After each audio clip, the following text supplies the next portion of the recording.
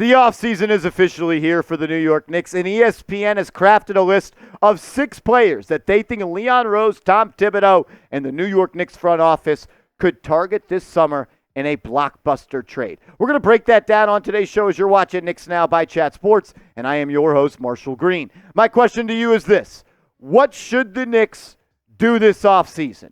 50 wins, second seed, you lose in 7 in round 2. What should they do? Type R for run it back or type B for they should make a big move.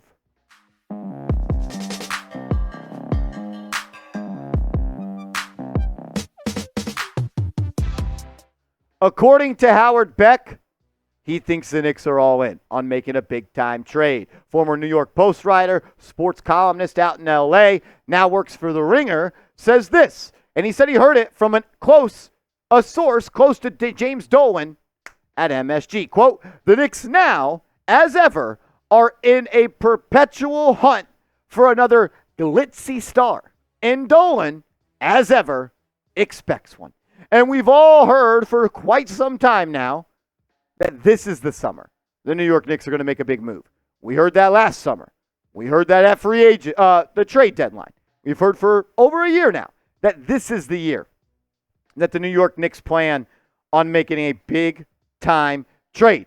And they've got all the draft capital in the world to do it. 2 picks this year, potentially 4 next year, 8 tradable first-round picks, and 11 for future first-rounders in the next 7 years. Your 2025 draft capital, you got a top 4 protected pick from the Bucks, top 13 protected from Detroit, top 10 protected from Washington.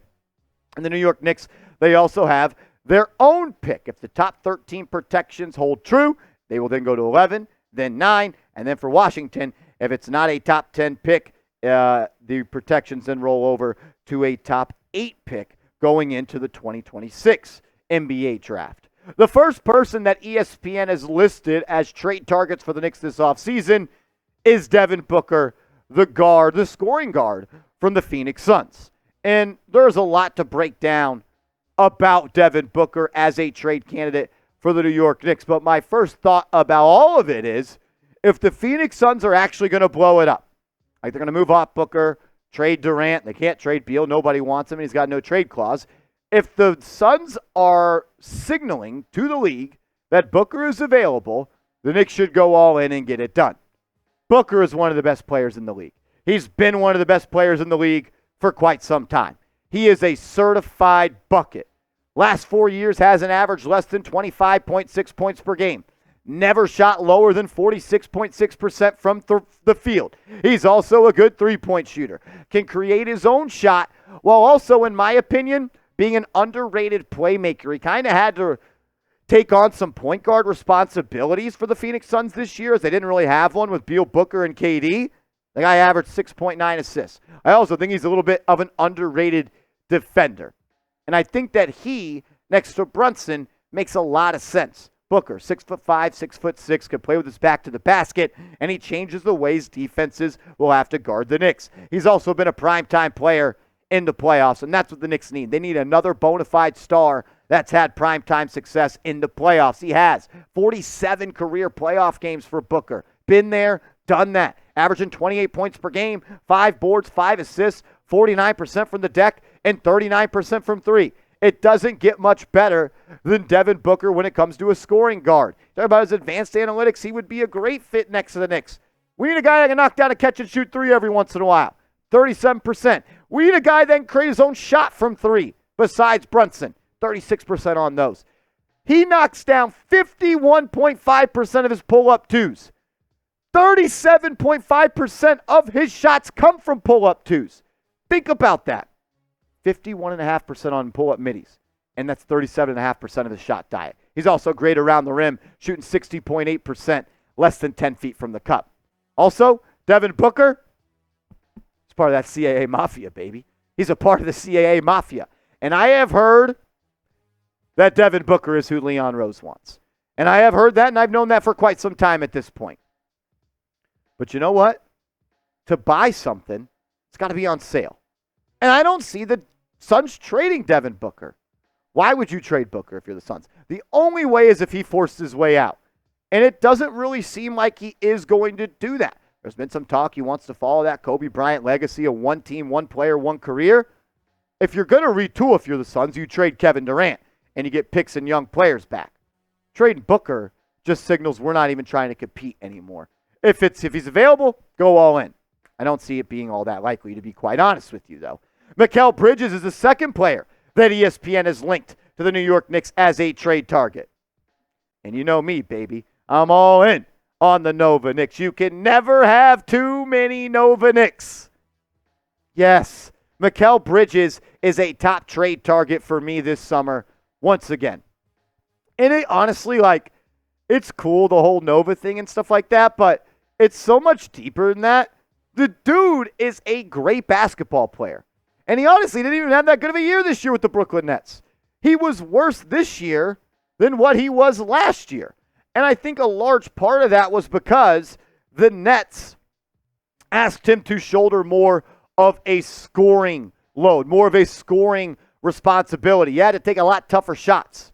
But you see that the prior 3 seasons this year, every year got better. The workload increased, the production increased. The final 27 games for Brooklyn after he was traded from the Suns to there, he played like a superstar. And he embodies everything that also Josh Hart, Dante DiVincenzo, and Jalen Brunson embody. Do whatever it takes to win a basketball game. Make winning plays. And he'd fit like a glove, not the OJ glove, in this offense. 38.5% on catch and shoot threes. Can go and get his own bucket consistently from three off the bounce. Knocked him down at 34%. Can create from here for himself as well in the mid-range. Shoots the pull-up too at 40.5%. Not elite when it comes to less than 10 feet from the basket, but he is also a solid finisher there. But like Booker, it's the same with Bridges. Would Brooklyn ever trade Bridges to New York? They haven't done a trade in 41 years. I think it's got to be a 3-team deal if Brooklyn is going to trade Bridges to New York. And I think that 3-team trade includes the Knicks, the Nets, and the Hawks. Trae Young to the Nets, Julius Randle to the Hawks, Mikal Bridges to the Knicks, and we'll figure out where the first-round picks goes. I just don't see the ownership group in Brooklyn giving the Knicks the missing piece to the puzzle, potentially, of a super team. We've talked about Mikal Bridges on the channel for quite some time. We broke down the quotes from Bill Simmons where he predicted the Knicks will overpay for him this summer. I saw a lot of comments in the comments section, and we've ran this as a poll, but I want to get back to it. Who is the better player? Straight up, who's the better player? Is it Bridges? Is it Randle? Another thing I didn't mention that I absolutely love about Bridges is he doesn't miss games. I don't think he's missed an entire a game in his career, but that was for the previous part. Just wanted to put it out there. Who's the better hooper, though? MB, JR, let me know what you think.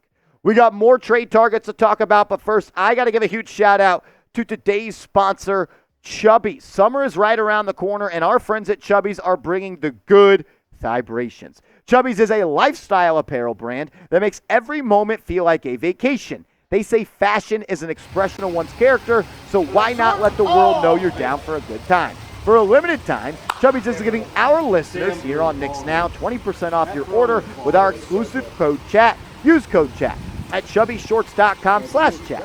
Chubbies offers a variety of high-quality men's apparel from super stretchy shorts and swim trunks in 3 short inseam lengths to pants, polos, and button-down shirts for when you need to hit up your favorite weekend spot. Embrace the spirit of endless summers with Chubbies, the ultimate destination for bold, vibrant, and outrageously comfortable clothing. Whether you're getting dressed up for your workday, a workout, or a weekend getaway, Chubbies has you covered. For a limited time, Chubbies is giving Knicks Now viewers 20% off your order with our code CHAT at chubbyshorts.com/chat. That's code CHAT at chubbyshorts.com/chat. Support our show and tell them we sent you. Don't blend in with the crowd. Stand out with Chubbies. All that information is clickable down in the comments and description of today's show. The next player that ESPN had linked to the New York Knicks is Kevin Durant. And we've already done a full video talking about Kevin Durant. That's why you subscribe and turn your notifications on. You can go check that one out. But in my opinion, Kevin Durant is still a top player in the NBA. He was just voted second-team All-NBA alongside Jalen Brunson. Not going to lie to you. When I read the All-NBA teams and I saw the second All-NBA team and I saw Brunson and Durant on the same team, I said, maybe that's something we could get used to.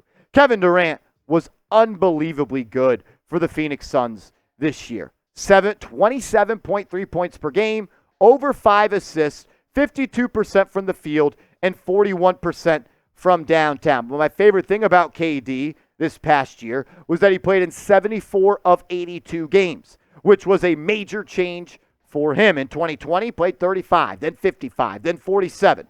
Another underrated part of KD's game, in my opinion, is his ability to control the offense and almost play like a point guard at times. I think it was the last 4 years he's averaged over 5 assists, and he was once again really good in the playoffs this year for Phoenix. They did get swept, but you know what? I think he gave you everything he got, giving you 27, 7, and 3+ assists on 55% from the field. Imagine the Knicks adding another score that can get you 27 on 55 and 42 splits. A bad game for Kevin Durant is 23 points on 8 of 18. I'd take one of those guys every single night. And I'm dead-ass serious when I say this. I'm not just saying it. Brunson, OG, Hart, Dante DiVincenzo, Isaiah Hartenstein, and Kevin Durant, that says can. They will. They will win a championship. If you have a top 6 of Brunson, OG, Hart, DiVincenzo, Ihart, and Kevin Durant, you will win a championship if everybody does stay healthy. And I honestly believe that Kevin Durant could look at the New York Knicks as a golden opportunity for his career. KD talks about it all the time. Bro, I'm just a hooper. You want to be a hooper? You want to be remembered as one of the best hoopers of all time? Come win a championship for the New York Knicks. You'll go down as a top 15 player ever. And he's also got a really strong brain on his shoulders. He knows that he's not a great leader. He knows he's not a 1A at this point anymore. And that's why he went to the Golden State Warriors. For culture, strong head coach, and a superstar player. What do the Knicks have? Culture, strong head coach, and a superstar player. KD doesn't need to do anything except come play basketball for the Knicks. I think it's a golden opportunity for him. I think it'd be a golden opportunity for the Knicks. Yeah, he's a little bit older, but you know what? This team needs a championship. And I think if you add Kevin Durant, you might just get one of them or two. Another player that ESPN has mentioned as a trade target for the Knicks is Joel Embiid. And you know what? I'm good on Embiid. We've talked for a long time on this channel about trading for Joel Embiid. I'm good. I don't want Joel Embiid on the Knicks. Do we really want another player that we can't depend on to consistently play minutes with one of the most bloated contracts in the NBA and a guy that consistently lowers his level of play in the playoffs? Had some good moments with the Knicks, against the Knicks, no doubt about it. But I am totally worried about the injuries. And Joel Embiid is a player, in my opinion, that even though he is just 30 years old, he's an old 30. Is Joel Embiid going to be successful and dominant at 32, 33 years old? He's extremely talented. There is no doubt about that. Probably would have won his second MVP again this year. But I'm not mortgaging the future for a guy that is always hurt. I just cannot do that. Another player that the Knicks have had mentioned and linked to them by ESPN in this write-up or in this photo that they posted, ESPN New York, was Paul George. And last offseason, we know the Knicks were in conversations with the Clippers about a trade for Paul George. And when you talk about on paper and when you talk about on 2K, yeah, Paul George would be a perfect fit for the Knicks. You know why? Because he could play make, he could shot create, he could defend, and he knocks down threes. It's not just the Knicks, guys. Paul George would be a perfect fit on almost any starting lineup. But a lot of the concerns that I have with Embiid also apply to Paul George. And he's 34 years old. And he's had major injuries in his career. Love that he played 74 games this year. But, man, he was terrible in the playoffs. Like, absolutely terrible. And that's a problem for me. Kawhi Leonard couldn't play. The Clippers, they needed Paul George to step in. And he didn't. He averaged less than 20 points per game. Shot 41% from the field. Couldn't buy a bucket. And I don't think that a guy like Paul George is someone I would give up Julius Randle for. And pretty much if you're going to trade for any of the players that we've talked about in today's show, Randle's probably got to be mentioned. Probably got to be mentioned in that trade talk. Because that's just the way the NBA works. If you make a lot of money and you want to trade for someone with a lot of money, that's how you got to do it. I will say this lineup looks pretty sweet. This lineup looks pretty sweet. Brunson, Hart and Devo, Paul George, OG, and Hartenstein. I think that's a really good team. But I think it's just backwards to trade Julius Randle for Paul George at this point. I don't think I would have said that 12 months ago. I definitely wouldn't have said it 24 months ago. That's growth. That's growth for young Marshy. Not trading a 29-year-old, two-time All-NBA player, three-time All-Star, who was coming off maybe his best year in the NBA. Paul George has a player option this summer, so you could opt into the option, and the Knicks could trade for him. But I'm not trading for Paul George as my big fish. If I can get Paul George without trading Julius Randle, sure. But I can't give up Randle for Paul George at this point. Another player that ESPN said is a trade target for the New York Knicks is Donovan Mitchell. And we've talked about all of every angle you could with Donovan Mitchell at this point. I have no interest in it. I don't. I have no interest in trading for Donovan Mitchell anymore. I know how special of a scorer he is. I know what he could do with the ball in his hands. I know the highlights that he creates.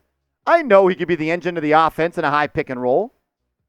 But I also just saw him not play in the final two games of the second round where he watched his team get beat up on by the Boston Celtics because he was hurt. And he's always hurt. Played 55 games this year, 68, 67, 53. And at the end of the day, when I think about the final version of the New York Knicks, the one where we're not going to be talking about trades anymore. I'm talking about that team in 2 years, that we legit have a 3-year window to win a championship.